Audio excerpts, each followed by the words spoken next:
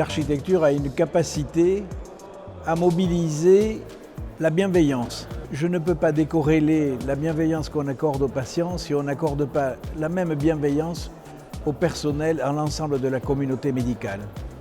Donc l'ensemble de cette interaction, bienveillance vis-à-vis du patient, bienveillance vis-à-vis de l'ensemble de la communauté médicale, participe effectivement au réconfort du patient dans une situation de sa vulnérabilité. Le travail que doivent amener les architectes dans leur quotidien d'intervention vis-à-vis des bâtiments de soins, c'est effectivement s'enhardir de ce sujet, de cette préoccupation pour la mettre en œuvre au-delà des nombreuses et innombrables contraintes qu'ils ont à gérer dans l'établissement de leur projet.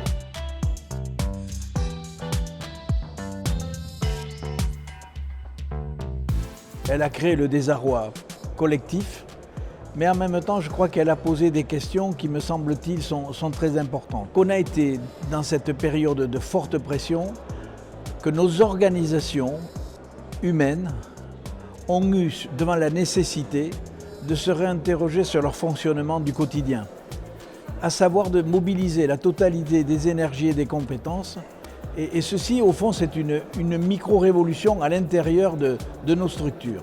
En remettant en situation ce que nous, au sein de l'UAFS, nous portons, c'est-à-dire le modèle collaboratif. Je pense que c'est une des manières de gérer à la fois la crise pandémique, mais surtout, à mon sens, bien au-delà des crises pandémiques. Je crois que c'est notre modèle global de réflexion qui concerne la réflexion sur les établissements de santé. Ce modèle collaboratif me semble être l'étape première de l'élaboration d'une réflexion, d'un programme bâtimentaire pour établir un bâtiment de santé. Savoir mobiliser, savoir attirer dans une unité de temps, une unité de lieu, la fédération de différents regards, de différentes compétences, de manière pas forcément à faire ce que l'on pourrait estimer idéal, mais au moins à faire ce que Samuel Beckett a dit, à faire mieux.